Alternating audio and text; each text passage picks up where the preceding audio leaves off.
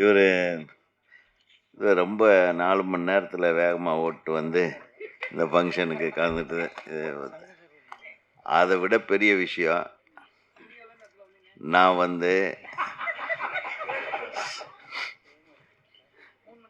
Saint George கோட்டையிலிருந்து வர்றேன். இப்போ வர்றதுக்கு எவ்வளவு கஷ்டப்பட்டேன் தெரியுமா? சந்து சந்தா விட்டு நகரவே மாட்டேங்குது. இவர் ஸ்பீடில் வந்தார், நான் லோயஸ்ட் ஸ்பீடில் வர்றேன். வண்டிக்கு நகரவே மாட்டேங்குது, அவ்வளவு டிராஃபிக். நாங்கள் பட்ட கஷ்டத்தை விடவா நீங்கள் பட்டீங்க? நாங்கள் இவனை இடிச்சிருவோமா அவனை இடிச்சிருவோமா, கரெக்டாக ஒரு கேப் வந்ததுன்னா அப்பா அப்படின்னு பார்த்தா நடுவில் ஒரு ஸ்கூட்டருக்காரன் வந்து அப்படின்னு எனக்கு அவன் இப்படி போகிறானா இப்படி போகிறானான்னு. நம்ம டிரைவர் வண்டி ஓட்டினா கூட நம்ம உட்காந்துட்டு ஏன்டா இப்படி அப்படி இப்படி, சார் கொஞ்சம் சும்மா இருங்க சார், அவன் ஏதோ ஒரு பக்கம் போவான், அப்போ அவன் ஏதோ ஒரு சைடில் போன கடைசியில் தான் நம்மளுக்கு ஒரு வழி கிடைக்கும். இந்த ஸ்கூட்டருக்காரனுக்கு பண்ணுற டார்ச்சர் இருக்குது பாருங்கள், மோட்டர் சைக்கிள்காரங்க டார்ச்சரு, கார் ரோட்டில் வரவே முடியாது. நம்ம உண்மையிலுமே தயவு பண்ணி நம்ம அரசாங்கத்துக்கு நான் ஒரு கோரிக்கை வச்சுக்கிறேன். பெரிய பெரிய ரோடுகளாக இருக்குது பாருங்க, அந்த இடத்துல எல்லாம் இந்த ஸ்கூட்டருக்காரங்களுக்கு மோட்டர் சைக்கிள்காரங்களுக்கு ஒரு தனி பாதை சார், ஒரு மோட்டர் சைக்கிள் தான் போகணும். அந்த மாதிரி எல்லா நாடுகள்லையும் அப்படி இருக்குது. அந்த மாதிரி பண்ணிட்டாவே பெரும் தொல்லை பெரும் அபாயத்திலிருந்து நம்ம எல்லாருமே தப்பிச்சுக்கலாம். ஒரு லெஃப்ட் சைடில் ஒரு சிங்கிள் மோட்டர் சைக்கிள் போகிறதுக்கு ஒரு லேன், அதே மாதிரி ரைட் சைடில் வர்றதுக்கு அந்த ஒரு கார்னரில் ஒரு லேன் போட்டாங்கன்னா சார் நடந்து போகிறவங்க கூட பாவம் சார். இந்த மோட்டர் சைக்கிள்காரன் பண்ணுற தொல்லை தாங்க முடியல. அதுலேருந்து தப்பிச்சு நான் வந்திருக்கிறேன். ஓகேவா? இல்லை நீங்கள் தான் அதை வச்சு பேசுவீங்களா? அவர் எங்கேருந்து வர்றாரு தெரியுமா? பெருங்குடியிலேருந்து தவழ்ந்து வந்து இப்போ தான் சேர்ந்துருக்கேன். எனக்கு முன்னாடியே வந்துட்டார். அவர் பெருங்குடியிலேருந்து வர்றாரு, நான் வந்து செயின்ட் ஜார்ஜ் ஃபோர்ட்லேருந்து நான் வரேன். நீங்கள் தஞ்சாவூர்லேருந்து எல்லோரும் ஒரே டைமில் தான் வந்துக்கிறோம். இங்கே டிஸ்டன்ஸை கனெக்ட் பண்ணால் அவ்வளவு டிஸ்டன்ஸுக்கு நான் இந்த டிஸ்டன்ஸுக்கு 1.25 மணி நேரம் ஆச்சு. அப்படின்னா நாங்களும் தான் கஷ்டப்பட்டு வந்திருக்கிறோம் இந்த படத்தை வாழ்த்துவதற்காக என்பதை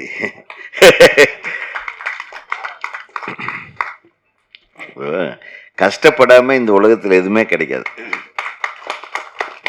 அப்படி கஷ்டப்பட்டு வந்தால் தான் ஒருத்தர் வாழ்த்த கூட முடியும். கஷ்டப்படாமல் எல்லாம் வந்து வாழ்த்த முடியாது. இப்போ சம்பத்ராஜ் சொன்ன மாதிரி அவர் வந்து எவ்வளோ வருஷம் வந்து ஒவ்வொரு காட்சிகளில் நடித்து ஒவ்வொரு சீனில் நடித்து அதை மற்றவங்களை இம்ப்ரெஸ் பண்ணி இன்னைக்கு சம்பத்ராஜ்னா எல்லாரும் சம்பத்ராம்னா இப்போ எல்லாரும் மைண்ட்லேயும் வர்ற அளவுக்கு அவர் இந்த அளவுக்கு வளர்ந்துருக்காருன்னா அவருடைய உழைப்பு வந்து ஒரு நாள் 2 நாள் இல்லை, பல படங்களில் காசு கூட கொடுத்துருக்க மாட்டாங்க, படங்களில் கை கொடுத்து அனுப்பியிருப்பாங்க. அதுதான் அவருக்கு சம்பளமாக இருந்திருக்கு. எனக்கு தெரியும் எவ்வளவு ஏமாற்றங்களை சந்தித்து வருவது தான் ஒரு வாழ்க்கையில வெற்றி. அது பரவாயில்ல, கொடுத்துருப்பாங்க. இல்லை பொதுவாக சொல்கிறேன் நம்மளுடைய தகுதி என்ன, நம்மளுடைய உழைப்பு என்ன, அதுக்கு தகுந்த மாதிரி ஊதியம் கூட நிறைய பேர். ஏன்னா என்னை பொறுத்தவரையில் நம்ம ஹீரோ அசோக் எடுத்துக்கிட்டிங்கன்னா கிட்டத்தட்ட ஒரு 10-12 வருஷமாக நான் ஃபாலோ பண்ணிகிட்ருக்கிற ஒரு நடிகர், மிகச்சிறந்த ஒரு நடிகர். அவர் எந்த கேரக்டரை கொடுத்தாலும் அழகாக பண்ணக்கூடிய, படித்த நடிப்பை படிச்சுக்கிட்டு வந்தவர். அவருக்கு ஒரு மிகப்பெரிய பிரேக்கு. அது எப்போ வரும்னு நான் ஒவ்வொரு தடவையும் நான் வந்து ஒவ்வொரு மேடையிலையும் சொல்கிறது உண்டு. நிச்சயமாக he deserves a very big hit டெஃபினட்டாக. யாரோ சொன்னாங்க இங்கே வந்து ஒரு வெற்றிடம் இருக்குது. வெற்றிடமெல்லாம் இருக்குது இல்லைன்றதெல்லாம் விஷயம். எந்த இடத்துல போனாலும் நம்ம ஒரு வெற்றிடத்தை உருவாக்கி அதில் நம்ம வந்துடணும். வெற்றிடமே இருக்கக்கூடாது. வெற்றிடம்ன்றதெல்லாம் சும்மா போலித்தனமான வார்த்தை. அது எல்லாரும் இருக்கணும், எல்லாரும் நடிகர்கள் ஆகணும், எல்லாரும். ஏன்னா அப்படின்னு பார்த்தா புரட்சி தலைவர் எம்ஜிஆர் வந்து நான் வந்து ஜெமினி படம் சந்திரலேகாவில் ஒரு சீனில் ஒரு சிப்பாயாக நின்றுட்டுருப்பார். ஒரு சீனில் சிப்பாயாக நின்றுட்டுருப்பார்.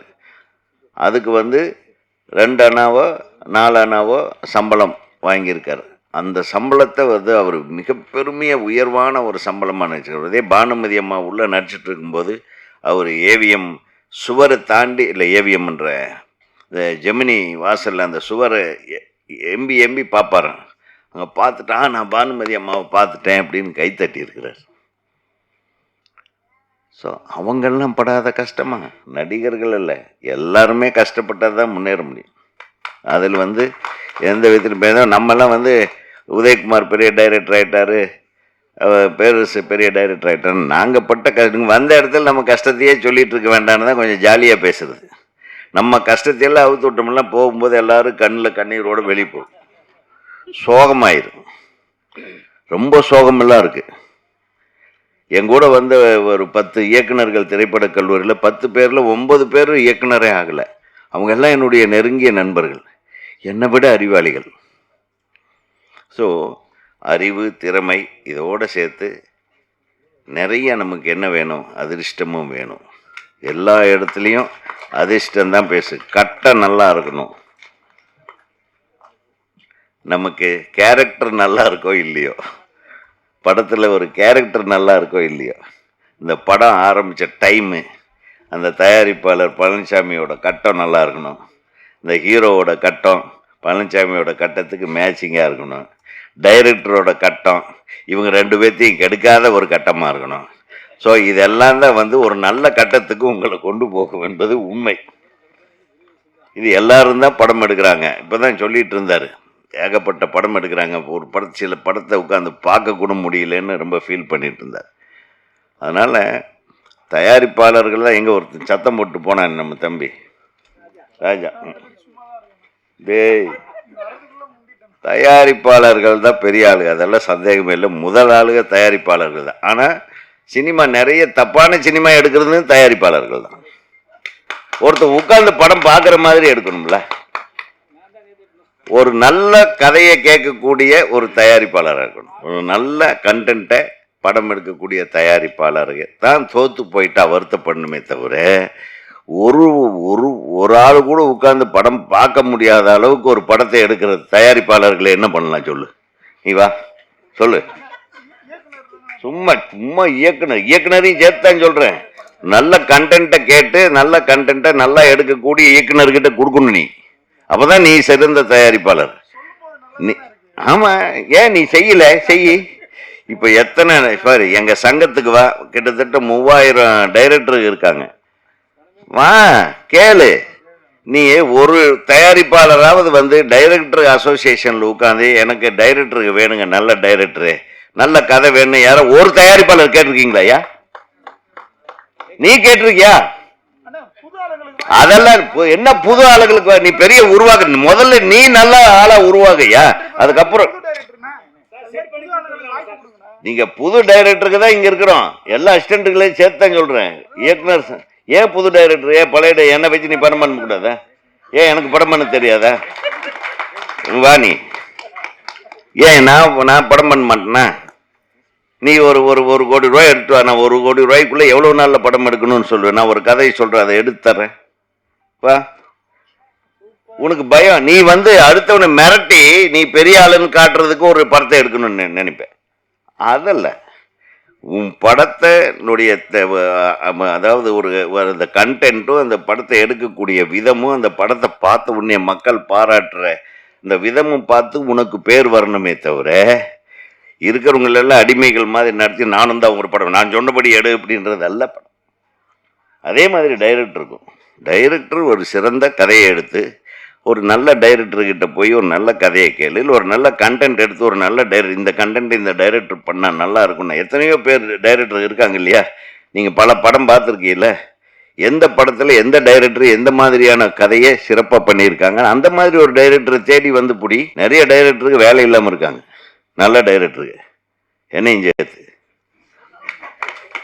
சும்மா எல்லாம் பேசக்கூடாது. சும்மா நீ புது டைரக்டரை வச்சுட்டு அவனுக்கும் டைரக்ஷன் தெரிய மாட்டேங்குது, உனக்கும் கதை செலக்ட் பண்ண தெரிய மாட்டேங்குது. அப்புறம் ஏதோ நடிக்க சொல்றது, அப்புறம் இவனுக்கு சரியா படம் எடுக்க மாட்டேன்ற கம்ப்ளைண்ட் வேற கொண்டு வந்து கொடுப்பீங்க டைரக்டர் அசோசியேஷன். முதல்ல டைரக்டர் மெம்பரே இல்லைப்பா, நான் எப்படி கம்ப்ளைண்ட் எடுக்கிறது? புரியுதா உங்களுக்கு? அதனால தான் சொன்னேன், நான் உன்னை கம்ப்ளைண்ட் டைரக்டர் அசோசியேஷனில் மெம்பர் ஆகிடு. நாளைக்கு உன் ப்ரொடியூசருக்கு உனக்கு பிரச்சனை வந்தேன்னா நான் தான் காப்பாற்ற வேண்டியதாக இருக்கு. புரியுதா?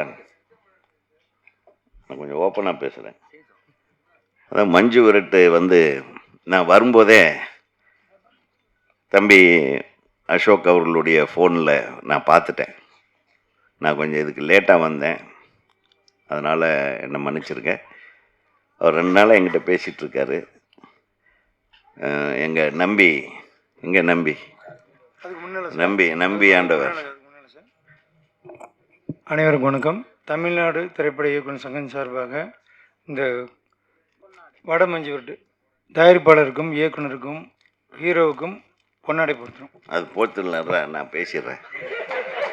பொன்னாடை போர்த்தா கதையை முடிஞ்சதுன்னு அர்த்தம். இந்த பொன்னாடை போர்த்துறதே நிறுத்தணும், போரடி. ஆமாம்.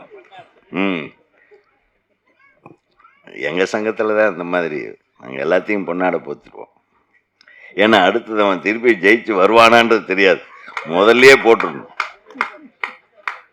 உலகத்தில் எவ்வளவு சிரமங்கள் இருக்கு பாருங்க. அத்தனை சிரமங்களை தாண்டி ஒரு தயாரிப்பாளர் வந்து இந்த மாதிரி ஒரு படம் எடுக்க ரொம்ப கஷ்டம். ஏன்னா நான் ஒரு படம் எடுத்தேன், ராஜகுமாரன் ஒரு படம். நீங்கள் அதான் பார்த்தீங்களா இல்லையா? தானே ஆடி வரட்டும் மயிலக்காலே தேடி விரட்டி கொடியை கட்டட்டும் சூரன் அப்படின்னு ஒரு பாட்டு கூட எழுதிட்டு அந்த அந்த மஞ்சு விரட்டு தான்.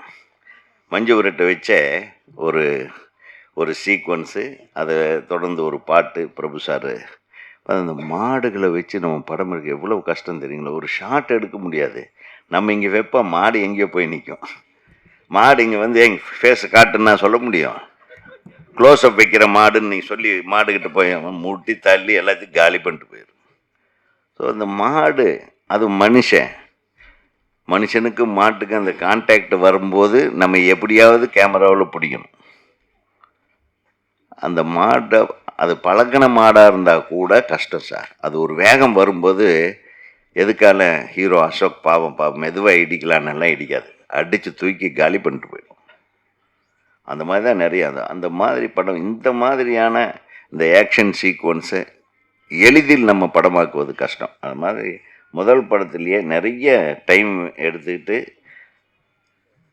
ஆனால் அதுக்கு பொருட்செலவு கூட ஆகும். அது 1 நாள் 2 நாள் எடுக்க முடியாது. அந்த ப்ராப்பர் ஷாட் வரலைன்னா அது தூக்கம் வராது டைரக்டருக்கு. அப்படி எடுத்தால் தானே மஞ்சு விரட்டு நல்லாயிருக்கும். அந்த ஷாட் வரலைன்னா நல்லாயிருக்கும். இவன் பார்த்துருப்பான் சின்ன வயசுலேருந்து இல்லையா?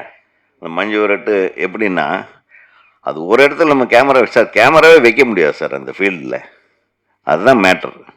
அங்கே வச்சு எடுக்கிறது ரொம்ப கஷ்டம். அந்த எல்லாம் ஒரிஜினல் ஷாட்ஸாக இருக்குது.